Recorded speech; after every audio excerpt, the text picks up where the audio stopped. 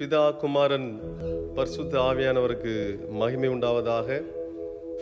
ஆண்டவராகிய இயேசு கிறிஸ்துவின் நாமத்தினால இந்த காலை நேரத்தில் ஆராதிக்கும்படியாக இணைந்திருக்கிறவங்க யாவரையும் நான் வாழ்த்தி வரவேற்கிறேன். கர்த்தர் கடந்த நாட்கள் முழுவதும் நமக்கு நல்லவராக நன்மைகளை செய்கிறவராக இருக்கிறார். தொடர்ந்து இருந்து கொண்டிருக்கிறார், இனிமேலும் இருக்க போகிறார். அவருக்கே எல்லா துதிக்கான மகிமை உண்டாவதாக. இந்த நாளில் நாம் அவரை ஆராதிக்கும்படியாக கர்த்தர் பாராட்டின இரக்கத்திற்காக, கிருபைக்காக அவரை நாம் துதிப்போம். உள்ளத்தின் ஆழத்திலிருந்து கண்களை மூடி அவரை நோக்கி நாம் ஜெபிப்போம். எங்களை நேசிக்கிற நல்ல ஆண்டவரே, இந்த கால நேரத்துக்காக உமக்கு நன்றி சொல்லுகிற ஆண்டவரே, நாங்கள் உண்மை ஆராதிக்கும்படியாக சபையாராய் புதுப்பேட்டை திருச்சபையின் விசுவாச குடும்பங்களாக ஒன்றிணைந்திருக்கிறோம். ஒவ்வொரு குடும்பத்தையும் கர்த்தர் இந்த நாள் வரை பாதுகாத்து வந்திருக்கிறேன். தொடர்ந்து நீர் ஆசீர்வதிக்க முடியாது நாங்கள் ஜெபிக்கிறோம். நம்முடைய கிருபையின் கரம் தொடர்ந்து இருக்க முடியாது ஒப்பு கொடுக்கிறோம் ஆண்டவரே.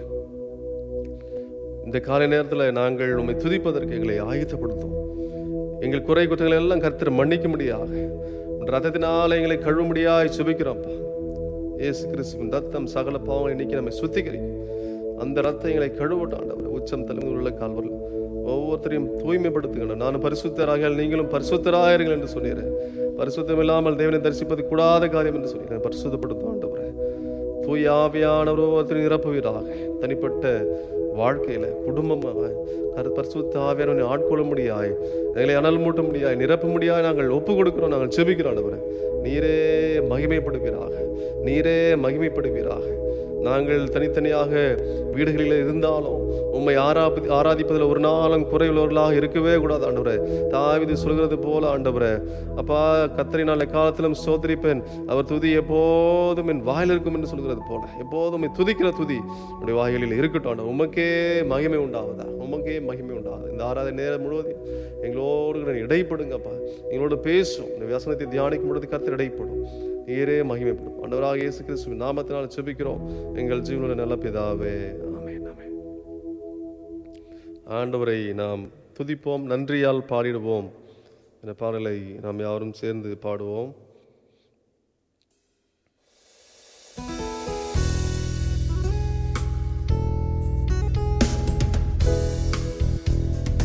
நன்றியால் பாடிடுவோம், நன்றியால் பாடிடுவோம். நல்லவர் இயேசு நல்கிய எல்லா நன்மைகளை நினைத்தே, நல்லவர் இயேசு நல்கிய எல்லா நன்மைகளை நினைத்தே. செங்கடல் தனை நடுவாய் பிரித்த எங்கள் தேவனின் கரமே, செங்கடல் தனை நடுவாய் பிரித்த எங்கள் தேவனின் கரமே, தாங்கியே இந்நாள் வரையும் தயவாய் மாதயவாயா, தயவாய் மாதயவாய். நன்றியால் பாடிடுவோம், நன்றியால் பாடிடுவோம். நல்லவர் இயேசு நல்கிய எல்லா நன்மைகளை நினைத்தே, நல்லவர் இயேசு நல்கிய எல்லா நன்மைகளை நினைத்தே. உயிர்ப்பித்து உயர்த்தினார் உன்னதம் வரை உடன் சுதந்திரராயிருக்க, உயிர்ப்பித்து உயர்த்தினார் உன்னதம் வரை உடன் சுதந்திரராயிருக்க. கிருபையின் மகதானம் அது வரும் காலங்களில் விளங்க, காலங்களில் விளங்க. நன்றியால் பாடிடுவோம், நன்றியால் பாடிடுவோம். நல்லவர் இயேசு நல்கிய எல்லா நன்மைகளை நினைத்தே, நல்லவர் இயேசு நல்கிய எல்லா நன்மைகளை நினைத்தே. சீயோன் பணிந்துமே கிறிஸ்தேசு ராஜன சீக்கிரம் வருவார். சீயோனை பணிந்துமே கிறிஸ்தேசு ராஜன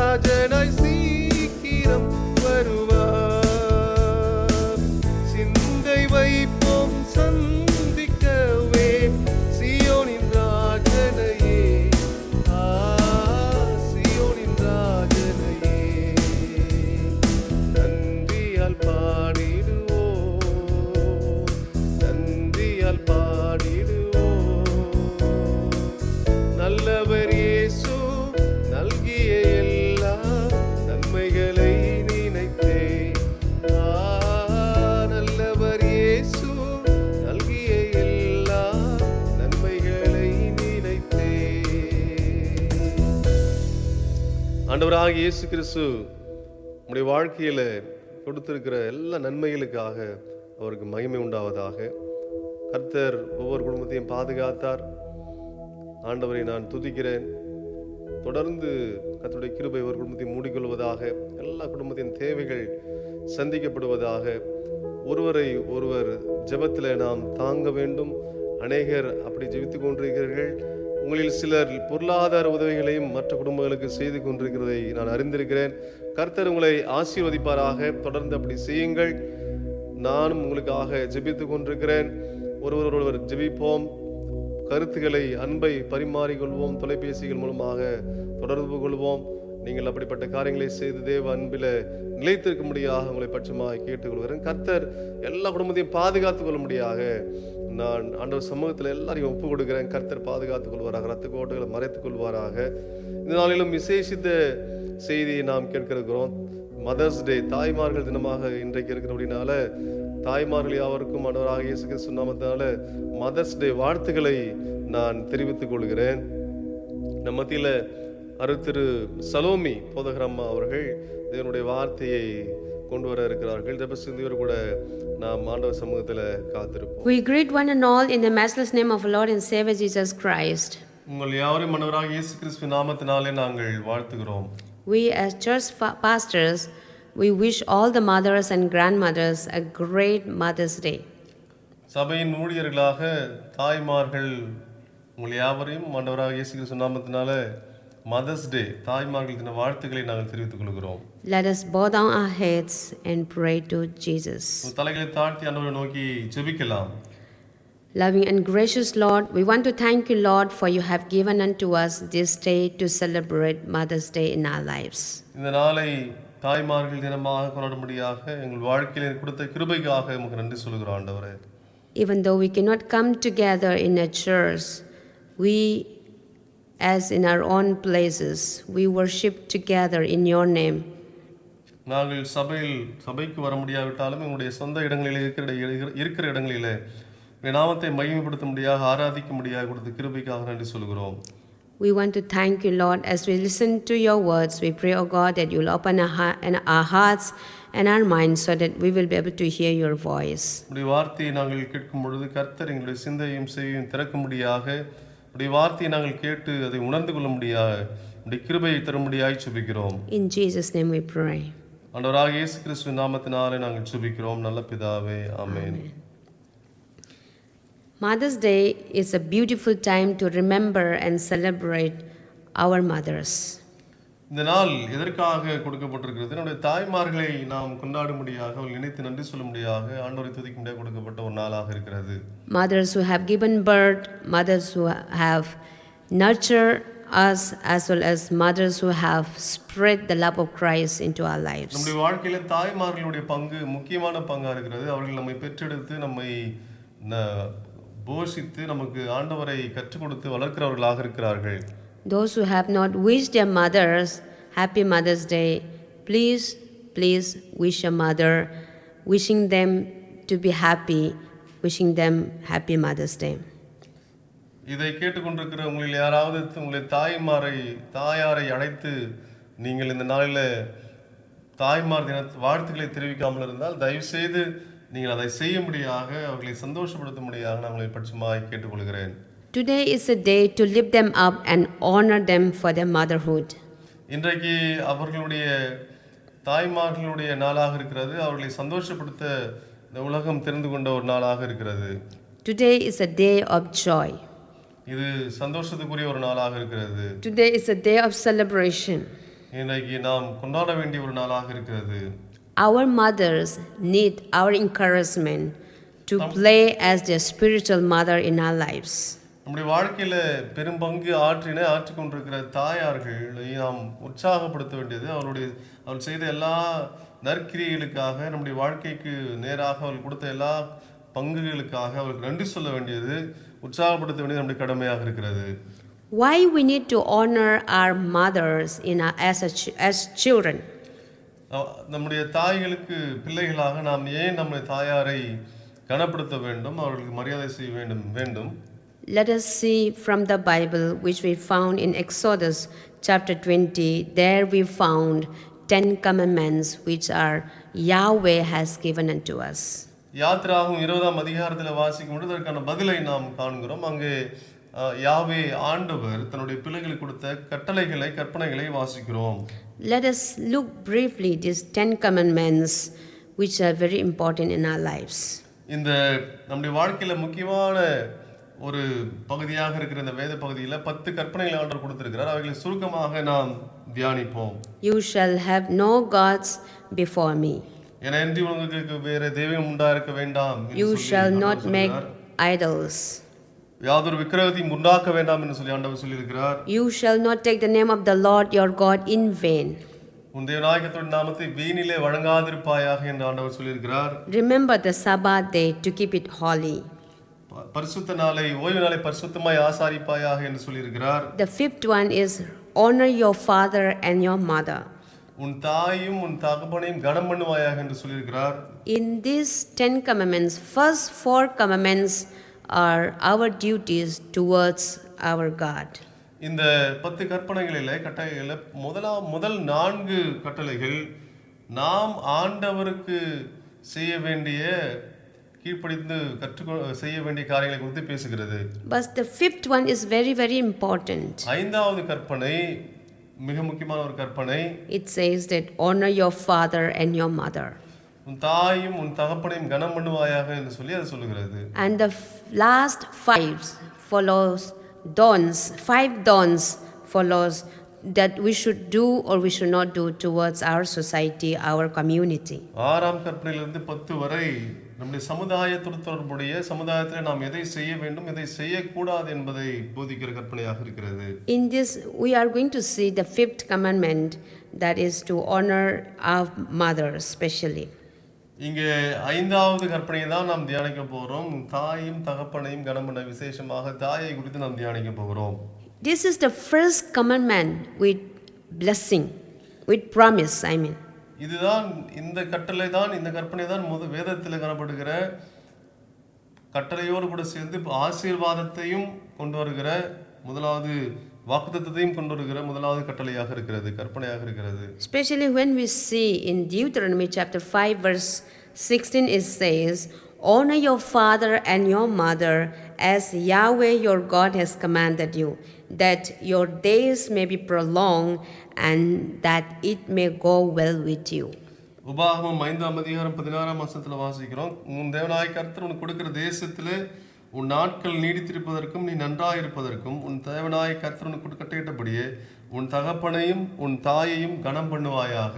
That's why I say it is with a promise. இந்த கட்டளை ஒரு வாக்குத்தத்தத்தோடு சேர்ந்து வருகிறதை பார்க்கிறோம். 2 promises, that is, one is our life will be very long as well as we will be very well in the land we live. இங்கே இந்த வாக்குத்தத்தம் 2 ஆசீர்வாதங்களை கொண்டிருக்கிறது. ஒன்று நீடித்த ஆயுள், நீண்ட நாள் வாழ்க்கை அதை குறிக்கிறது. இரண்டாவது நீ நன்றாய் இருப்பதற்காக என்று சொல்லி சொல்லுகிறதை பார்க்கிறோம். If we don't honor our parents, our father and our mother, we cannot honor our God. நம்முடைய தாயும் தகப்பனையும் கனம் பண்ணாமல் நான் ஆண்டவரை கனம் பண்ணுகிறேன் என்று சொல்வது சரியாக இருக்காது. We also found in Ephesians chapter 6 verse 2, in this similar tone it says that honor your father and your mother, your life will be long as well as it will go well with you. எபேசியர் 6ஆம் அதிகாரம் 2ஆம் 3ஆம் வசனத்தில் இதே வாசிக்கிறோம். உனக்கு நன்மை உண்டாயிருப்பதற்கும் பூமியில வாழ்நாள் நீடித்திருப்பதற்கும் உன் தகப்பனையும் தாயும் கனம் பண்ணுவாயாக. Even we read in Proverbs chapter 6 verse 20, it says that my child, keep the commandment of your father and do not forsake the teaching of your mother. நீதிமொழிகள் 23:22 வாசிக்கிறோம். உன்னை பெற்ற தகப்பனுக்கு செவி கொடு, உன் தாய் வயது சென்றலாகும் போது அவளை அசட்டை பண்ணாதே என்று வேதம் சொல்கிறது. But in these days we see many people who don't want to respect their mother and their father. இந்த காலகட்டங்களில் நாம் பார்க்கிற ஒரு காரியம், பெற்றோரை கனம் பண்ணுகிற அனுபவம் குணாதிசயம் குறைந்து கொண்டிருக்கிறது. We see in 2 Timothy chapter 3 verse 1 and 2, it says that For men will be the lovers of self, lovers of money, boastful, arrogant, revilers, disobedient to parents, ungrateful, unholy, and unloving. நாம் அறிந்திருக்கக்கூடிய இந்த காலம் எப்படிப்பட்ட காலம்? 2 தீமோத்தேயு 3ஆம் அதிகாரம் வசனங்கள் 1 ஆரம்பித்து வாசிக்கிறோம். கடைசி நாட்கள் கொடிய காலங்கள் வரும் என்று அறிவாயாக. எப்படியில் மனுஷர் தற்பிரியராயும் பணப்பிரியராயும் வீம்புக்காரராயும் அகந்தையுள்ளவர்களாயும் தூஷிக்கிறவர்களாயும் தாய் தகப்பன்மாருக்கு கீழ்ப்படியாதவர்களாயும் என்று வாசிக்கிறோம். தாய் தகப்பன்மாருக்கு கீழ்ப்படியாதவர்களாக வாழ்கிற காலம் கடைசி காலம். The Bible is very clear. When we honor our parents, our lives will be long, and when we do not honor our parents, we will surely die, which we find in Matthew chapter 15 verse 4 and 5. 4. இங்கே வேதம் மிக தெளிவாக சொல்கிறது, நம்முடைய தாய்க்கும் தகப்பனும் நாம் கீழ்ப்படிந்து அவர்களை கனம் பண்ணி வாழும் பொழுது பூமியிலே வாழ்நாள் நீடித்திருக்கும் என்று வாசிக்கிறோம். அப்படி அதற்கு மாறாக நாம் செய்யும் பொழுது என்ன நடக்கும்? அதற்கு எதிர்மனையானது வாழ்நாள் குறுகிய ஒரு அனுபவம் நமக்கு நேரிடும் என்று சொல்லி நாம் வாசிக்கிறோம். Matthew chapter 15 verse 4, it clearly says that honor your father and your mother, and whoever speak evil of father or mother must surely die. மத்தேயு 15ஆம் அதிகாரம் 4ஆம் வசனத்தில் வாசிக்கிறோம், தாயை சபிக்கிறவன் சாவுக்கு அங்கே ஒப்பிட்டுப்பட்டு பேசப்பட்டிருக்கிறது. This is what Jesus was teaching to the Pharisees and the scribes, that you honor your parents just for the sake of your traditions. அங்கே பரிசேயரும் சதுசேயரும் பார்த்து ஆண்டவர் சொல்கிறார், நீங்கள் உங்கள் தாயும் தகப்பனையும் பாரம்பரியமாக கடமைக்காக கனப்படுத்துகிறீர்கள், அவர்களுக்கு மரியாதை கொடுக்கிறீர்கள்.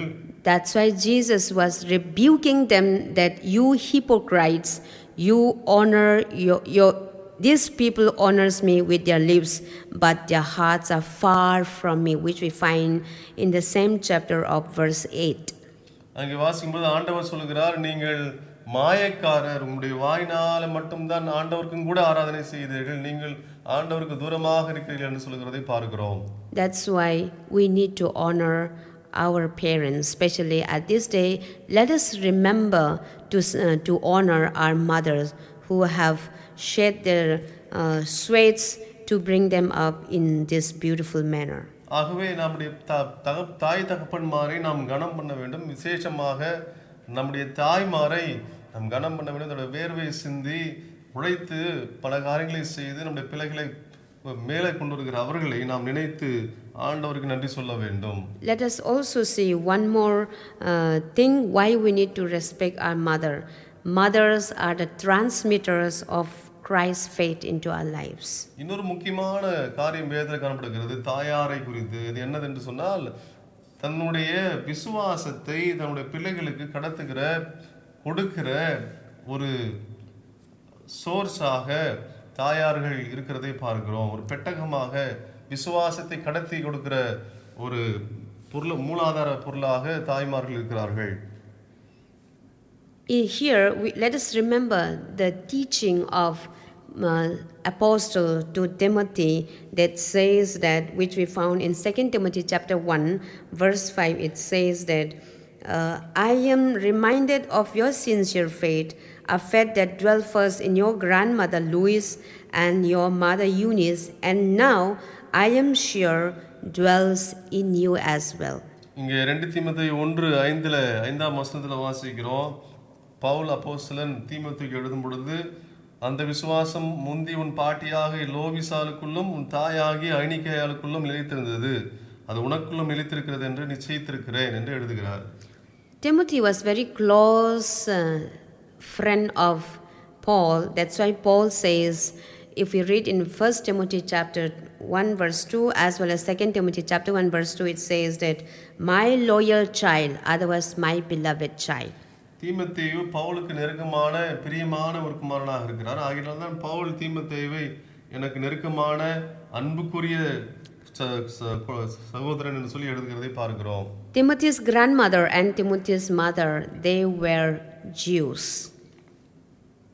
தீமோத்தேயுனுடைய பாட்டியும் தாயாரும் யூத குலத்தை சேர்ந்தவர்களாக இருக்கிறார்கள். But Timothy's mother got married with a Gentile.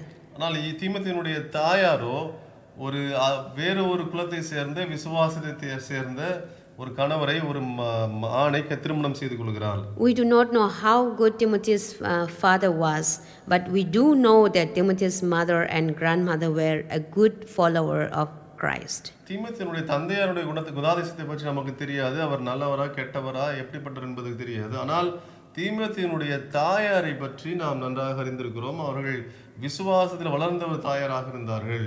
That's why the faith of Christ that they had was transferred from grandmother to mother and from mother to the child. இங்கே பவுல் அழகாக சொல்லுகிறார், தீமோத்தேயுடைய உள்ளத்திற்குள்ள இருந்த விசுவாசம் பாட்டியினிடத்திலிருந்து தாயாருக்கும் தாயாரினிடத்திலிருந்து மகனுக்கும் இங்கே மாற்றி வருகிறது, தொடர்ந்து பரவி வருகிறதை பார்க்கிறோம்.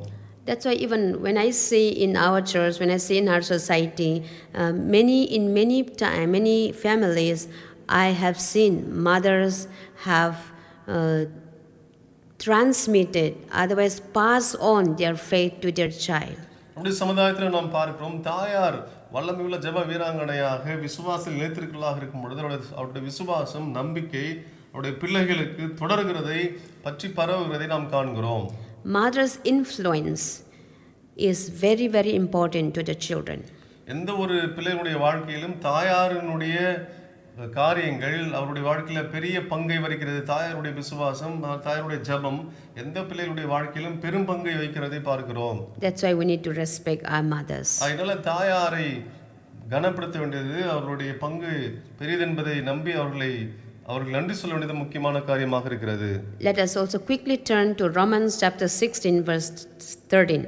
ரோமன் 16ஆம் அதிகாரம் 13ஆம் வசனத்தை நாம் பார்ப்போம். In Romans chapter 16 there are 29 people whom Paul was giving his greetings. இங்கே ரோமர் 16ஆம் அதிகாரத்துல 29 பேரை பவுல் வாழ்த்துகிறார்.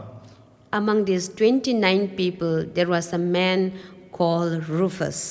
இங்கே இந்த 29 பேர்ல ரூப் என்கிற ஒரு சகோதரன் முக்கியமான ஒருவராக இருக்கிறார். This Rufus, if we want to know who is this Rufus, he was the son of Simon of Cyrene, who carried the cross of Jesus on that Good Friday. இந்த ரூப் யார் என்று சொன்னால், இயேசு கிறிஸ்துவோடு கூட சேர்ந்து சிலுவையை சுமந்து வந்த சிரேனேவுரனாகிய சீமோனுடைய மகனாக இருக்கிறார். If we want to know about this, we can read in Mark chapter 15 verse 21. Mark 15ஆம் அதிகாரம் 21ஆம் வசனத்துல வாசிக்கும் பொழுது, சிரேனேவுரானும் அலெக்சாந்தருக்கும் ரூப்புக்கும் தகப்பனாகிய சீமோன் எனப்பட்ட ஒருவன் நாட்டிலிருந்து அவ்வழியே வருகையில் அவனுடைய சிலுவை சுமக்கும்படி அவனை பலவந்தம் பண்ணினார்கள் என்று வாசிக்கிறோம். Especially these greetings which Paul was giving to these 29 people was one of his last letters of Paul. இந்த பவுல் தன்னுடைய கடைசி கடிதங்கள் சிலவற்றில முக்கியமான கடிதம் இந்த கடிதம். இதுல 29 பேருக்கும் அவர் வாழ்த்துக்களை தெரிவிக்கிறார். When Paul was writing these greetings, he knew that his final days has come near. That's why he was trying to give his final goodbyes to all these people. He was remembering all these people who helped him in his ministries. இந்த நிருபத்தை பவுல் எழுதும் பொழுது தன்னுடைய கடைசி காலங்களில் தான் வாழ்வதை அவர் உணர்ந்திருந்தார். வெகு சீக்கிரத்தில் இந்த உலகத்தை விட்டார் கடந்து செல்ல போறார் என்பதை உணர்ந்திருந்தார். ஆகையினால்தான் அவருக்கு உதவி செய்த ஊழியத்தில் பங்காற்றின எல்லாருக்கும் நன்றி சொல்லி இந்த கடிதத்தை நிருபத்தை எழுதுகிறார். To this Rufus he was giving a greeting that says that, "Greet Rufus, chosen in the Lord, and greet his mother, a mother to me also." இங்கே இந்த ரூப் என்பவருக்கு அவர் வார்த்தைகளை சொல்லும் பொழுது, தெரிந்து கொள்ளப்பட்ட ரூபையும் எனக்கு தாயாகிய அவனுடைய தாயும் வாழ்த்துங்கள் என்று சொல்கிறார். Here we will see who is Rufus, and as I said, Simon of Cyrene, who had a personal encounter with Jesus Christ on that Good Friday, went home as a changed man. இந்த ரூப்புடைய தகப்பனார் யார்? சிரேனேவுரனாகிய சீமோன். இயேசு கிறிஸ்து சிலுவையை சுமக்கும் பொழுது அவரோட சேர்ந்து சுமந்த அந்த நபர் அவர் வீட்டுக்கு போகும் பொழுது மாற்றப்பட்டவராக, வித்தியாசமானவராக அவருடைய வீட்டுக்கு செல்கிறார். Why Paul is saying to this mother, Rufus' mother, as a mother to me also, I would like to explain a little bit on this. வை பவுல் ரூபனுடைய தாயாரை தன்னுடைய தாயாராக ஏற்றுக்கொண்டார்? இங்கே சில காரியங்களை நாம் தியானிக்க வேண்டியது இருக்கிறது. Simon, after having a personal encounter with Christ, he went to home and he must have shared his experience with his wife. இயேசு கிறிஸ்துவின் சிலுவை அவரோடு கூட சுமந்த அனுபவத்தோடு வீட்டிற்கு சென்ற சீமோன் நிச்சயமாக தன்னுடைய அனுபவத்தை தன்னுடைய வீட்டில் எல்லாருக்கும் பகிர்ந்து கொண்டிருப்பார். And Rufus' mother must have definitely shared her husband's experience of Christ with her children and Paul as well. சீமோனுடைய மனைவியும் ரூபனுடைய தாயாருமாகிய அவர்கள் அந்த அனுபவங்களை தன்னுடைய மகனுக்கு நிச்சயமாக சொல்லியிருப்பார்கள். மகனுக்கு மாத்திரமல்ல, மகனோடு கூட இருக்கிற பவுலுக்கும் அவைகளை சொல்லியிருப்பார்கள். Simon's wife, who is unnamed in the Bible, must be knowing very well about this Paul as well. இந்த சீமோனுடைய துணைவியாருடைய பெயர் எழுதப்படவில்லை, ஆனால் அவர்கள் பவுலை நன்றாக அறிந்திருந்தார்கள். அவர்கள் எல்லாவற்றையும் நல்ல காரியங்களை போதித்திருந்தார்கள். She may not know at all that Paul will become this much powerful man in the history. ஒருவேளை அவர்கள் பவுல் சரித்திரத்தில் இவ்வளவு பெரிய ஒரு நபராக அறியப்பட்டிருப்பார் என்பதை அறியாமல் இருந்திருக்கலாம். Her care and her love for Saul changed his life.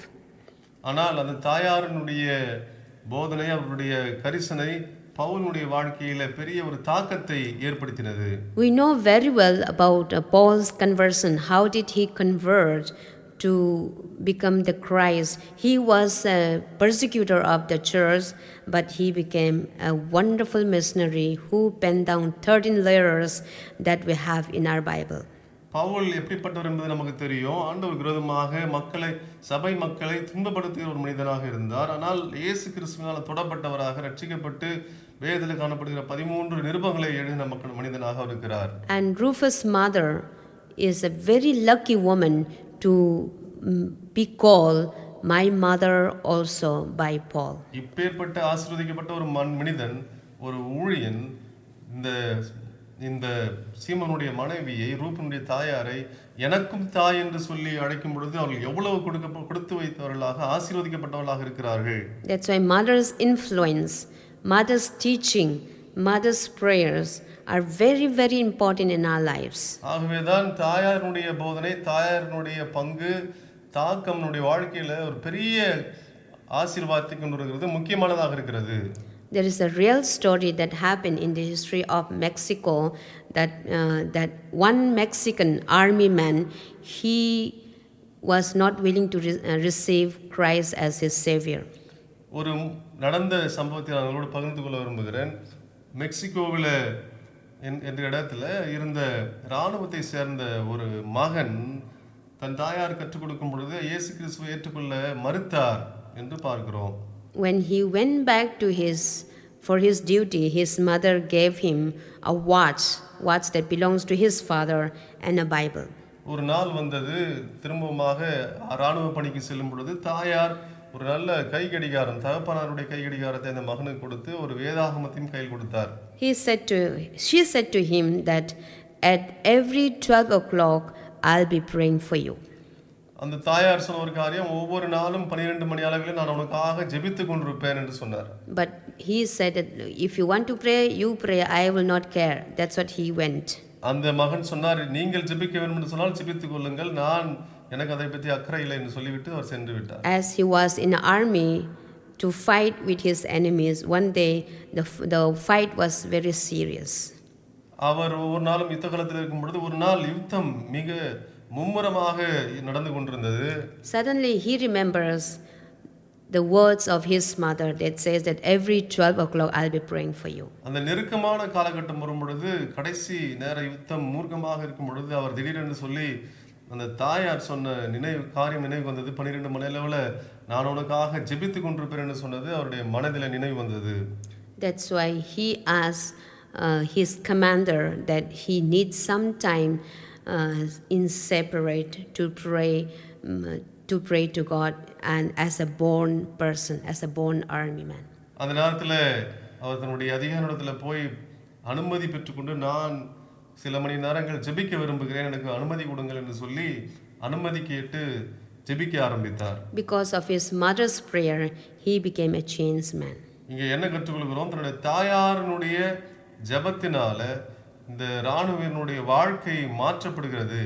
That's why mother's prayers, again mother's teachings and mother's influence are very, very important for the children. ஆயினால்தான் தாயாருடைய ஜெபம், தாயாருடைய போதனை, அவருடைய ஏற்படுத்துகிற தாக்கம் ஒரு மனிதனுடைய வாழ்க்கையில முக்கியமானதாக கருதப்படுகிறது. Let us try to remember in our lives that when did our mother fail us? நம்முடைய வாழ்க்கையில நாம் நினைத்து பார்ப்போம், எப்பொழுது நம்முடைய தாயார் நம்மை மறந்திருக்கிறார்கள், கைவிட்டிருக்கிறார்கள். Not a single day, not a single time they left us. ஒரு நாளும் நம்மை அவர்கள் விட்டதில்லை. So let us celebrate for them. Let us celebrate mothers and let us respect them. Let us show our honors to them today. அதனால இன்றைக்கு ஆண்டவர் நமக்கு கொடுத்த நம்முடைய தாய்மார்களுக்காக நாம் நன்றி சொல்வோம்.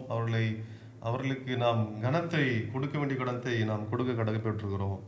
Mother's Day is a day of, it's a reminder of God's faithfulness into our lives. இந்த தாயார் தினம் ஆண்டவர் நமக்கு கொடுத்திருக்கிற ஆசீர்வாதத்துக்கும் மற்ற காரியங்களுக்கும் ஒரு உதாரணமான நாளாக இருக்கிறது. Let us respect our mothers. They deserve our respect. நாம் கொடுக்கிற கனத்திற்கு அவர்கள் பாத்திரவான்களாக இருக்கிறார்கள் என்பதை பார்க்கும் தாய்மார்கள். Being a mother is worthy of an honor. தாய்மார்கள் மரியாதைக்குரியவர்களாக அதற்கு பாத்திரவான்களாக இருக்கிறார்கள். Let us finally read Proverbs chapter 31 verse 28 that says, her children rise up and call her happy, her husband too, and he praise her. Many women have done excellently, but you surpass them all. இங்கே நீதிமொழிகள் 31ஆம் அதிகாரத்தில் வாசிக்கும் பொழுது அவருடைய பிள்ளைகளும் கணவனும் அவரை வாழ்த்துகிறார்கள் என்று சொல்லி பார்க்கிறோம். So let us not deny our mothers. I would like to say one of my experiences that I have with one of our students in our college as a registrar. நான் இங்கே ஒரு ரெஜிஸ்ட்ராராக பணியாற்றுகிறேன். என்னுடைய அனுபவத்தை நான் சொல்ல விரும்புகிறேன். I received one of the applications from our student. என்னுடைய மாணவர்களிடத்திலிருந்து நான் ஒரு விண்ணப்ப படிவத்தை பெற்றுக்கொண்டேன். In his application he did not want to mention his parents' names. அங்கே அந்த விண்ணப்ப படிவத்திலே தன்னுடைய பெற்றோருடைய பெயரை அந்த மாணவன் எழுதாமல் இருந்தான். I asked him, why didn't you mention your parents' names? நான் உடைய பெற்றோருடைய பெயர்களை ஏன் நீ எழுதவில்லை என்று கேட்டேன். He asked me, I don't have parents. அவர் சொன்ன ஒரு பதில் எனக்கு தாய் தகப்பன்மார் இல்லை என்பது. I told him, I scolded him that without parents you cannot become like this. There cannot be you. அவரை கடிந்து கொண்டேன், பெற்றோர் இல்லாமல் நீ இருக்க முடியாது என்று சொல்லி நான் சொன்னேன். I counseled him whether your parents may be living or not living. I told him that you should mention your parents' names. உன்னுடைய பெற்றோர் உயிரோடு இருந்தாலும் இல்லாவிட்டாலும் அவருடைய பெயரை நீ எழுத வேண்டும் என்று சொல்லி சொன்னேன். That's what I made him understand, and finally he wrote his parents' names. நான் அவருக்கு புரிய வைத்த பிற்பாடு கடைசியாக தன்னுடைய பெற்றோருடைய பெயரை அவர் எழுதினார். That's what we read in 2 Timothy, that there are so many people.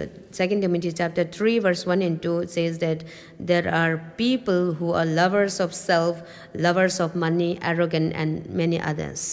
அதனால்தான் 2 தீமோத்தேயு 3ஆம் அதிகாரத்தில் வாசிக்கிறோம், கடைசி காலத்தில் மக்கள் தாய் தகப்பன்மாருக்கு கீழ்ப்படியவர்களாக இருப்பார்கள் என்று சொல்லி. But let us, as a church, as a believers of Christ, let us keep aside all these things, but let us follow the Bible that teaches to respect and to honor our parents.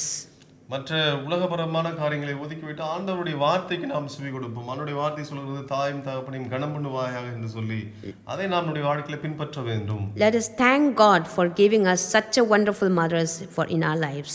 நம்முடைய வாழ்க்கையில ஆண்டவர் ஆசீர்வாதமான செய்திருக்கிற ஒரு பெரிய காரியம், நமக்கு அருமையான தாயாரை ஆண்டவர் கொடுத்திருக்கிறார். ஒவ்வொருடைய வாழ்க்கையிலும் அவர்களுக்காக ஆண்டவருக்கு நாம் நன்றி சொல்ல வேண்டும். They have played a very important role and they have molded us so much in our lives. எல்லா விதத்திலும் அவர்கள் நம்முடைய வாழ்க்கையில பெரும் பங்கு ஆற்றியிருக்கிறார்கள். அவருடைய தாக்கம் நம்முடைய வாழ்க்கையில் இருக்கிறது. அதற்காக ஆண்டவருக்கு நாம் நன்றி சொல்ல வேண்டும். Let us count the blessings that we receive, God's blessing that we receive from our mothers. நம்முடைய தாய்மார்கள் மூலமாக நாம் ஏற்றுக்கொண்ட ஆண்டவருடைய ஆசீர்வாதங்கள் எத்தனை என்பது நம்மால் எண்ண முடியாது. May God bless all of us. ஆண்டவர் தாமே இந்த நாளில் நம்மையும் நம்முடைய தாய்மார்களையும் ஆசீர்வதிப்பாராக. ஆமென். நாம் ஜெபிப்போம். கிருபையும் இரக்கம் நிறைந்த நல்ல தகப்பனே, இந்த நாளுக்காக நன்றி சொல்கிறோம். உம்மை துதிக்கிறோம் ஆண்டவரே. இவ்வளவு நேரமாக எங்களோடு பேசினீர். எங்களுக்கு செய்தியை கொண்டு வந்த அருள் திரு சலோமி அவர்களுக்கு நாங்கள் நன்றி சொல்கிறோம். அவர்களுக்காக உம்மை துதிக்கிறோம். தொடர்ந்து கர்த்தர் உடைய மகளை எடுத்து பயன்படுத்தும் ஆசீர்வாதியும் உடைய கரத்தில் கருவியாக இருக்கட்டும் ஆண்டவரே. இன்னுமாக இந்த நாளில் எங்களோட கூட சேர்ந்து ஆராதனையை கலந்து கொண்ட செய்தியை கேட்ட உண்மை ஆராதித்த எல்லாரையும் கர்த்தர் ஆசீர்வதிக்கிறார். புதுப்பேட்டை ஈசி திருச்சபையுடைய குடும்பங்கள் ஒவ்வொன்றையும் கர்த்தர் ஆசீர்வதிக்க முடியாக உடைய கரத்தை தொட்டு நீர் ஆசீர்வதிக்க முடியாது செபிக்கிற ஆண்டவரே. சூழ்நிலைகள் எல்லாவற்றையும் அறிந்திருக்கிற ஆண்டவர், விசேஷமாக ஒவ்வொருடைய தனிப்பட்ட வாழ்க்கைக்காக செபிக்கிறோம். வருகிற வாரத்தை இந்த கருத்தில் ஒப்புக் கொடுக்கிறோம். நான் உனக்கு முன்னே போய் குணலானவைகளை செவையாக்குவேன் என்று சொன்னீர். இந்த நெருக்கமான காலகட்டங்கள் ஆண்டவர், அநேக இடங்களில் வியாதிகள் பரவி கொண்டிருக்கிறது, மக்கள் குழம்பி போயிருக்கிறது. இந்த காலகட்டத்தில் வெளியே போகிற ஒவ்வொருவரும் கிருபையின்காரன் இருக்கட்டும் ஆண்டவரே. என் சமூகம் உனக்கு முன்பாக செல்லும் என்று சொன்ன ஆண்டவருடைய பிரசன்னம் ஒவ்வொருக்கு முன்பாக இருப்பதாக, விசேஷமாக வேலைகள் நிமித்தமாக காவல்துறையில் மற்ற பணிகளில் ஈடுபட்டிருக்கிற வெளியே போகிற ஒவ்வொருவரும் இருக்க முடியாது செபிக்கிறோம். பாதுகாத்து கொள்ளும். தேவைகளோடு இருக்கிற மக்களுக்காக செபிக்கிறோம். தேவைகள் சந்திக்கப்படுவதாக. ஒரு வேளை இந்த மாதங்களில் தன்னுடைய தொழிலை செய்ய முடியாதபடி வருமான குறைவோடு இருக்கிற குடும்பங்களுக்காக செபிக்கிறோம். கர்த்தர் வழிவாசல்களை திறந்து ஆசீர்வதியும். நோய் நொடிகள் எல்லா விக்கிரங்களுக்கும் விலக்கி மீட்டுக்கொள்ளும். நல்ல சுகம்பலம் தரும்படியாக நாங்கள் செபிக்கிறோம் ஆண்டவரே. ஒவ்வொருத்தரோடு நீ இடைப்படும் நமக்கு சாட்சியாக நீ நிறுத்தும்படியாக செபிக்கிறப்பா. இரத்த கோட்டுகள் எல்லா குடும்பங்களையும் மறைத்துக் கொள்வீராக. நீரே எல்லாவற்றையும் பொறுப்படுத்திக் கொள்ளும், வழிநடத்தும். ஆண்டவராக இயேசு கிறிஸ்துவின் வல்லமையுள்ள நாமத்தினால் செபிக்கிறோம் எங்கள் ஜீவனுள்ள நல்ல பிதாவே, ஆமென். ஆசீர்வாதத்தை பெற்றுக்கொள்வோம். உடைய கர்த்தராகிய இயேசு கிறிஸ்துவின் கிருபையும் பிதாவாகிய அன்பும் பரிசுத்த ஆவியானவருடைய ஐக்கியம் சமாதானம் வேண்டுதலும் இன்றும் என்றும் சதா காலமும் நம் அனைவரோடும் தங்கியிருப்பதாக. ஆமென், ஆமென். என் ஆத்துமாவே கர்த்தரை ஸ்தோத்திரி, என் முழுவதுமே அவருடைய பரிசுத்த நாமத்தை ஸ்தோத்திரி. என் ஆத்துமாவே கர்த்தரை ஸ்தோத்திரி, அவர் செய்த சகலவர்கள் மறவாதே. ஆமென். எல்லாருக்கும்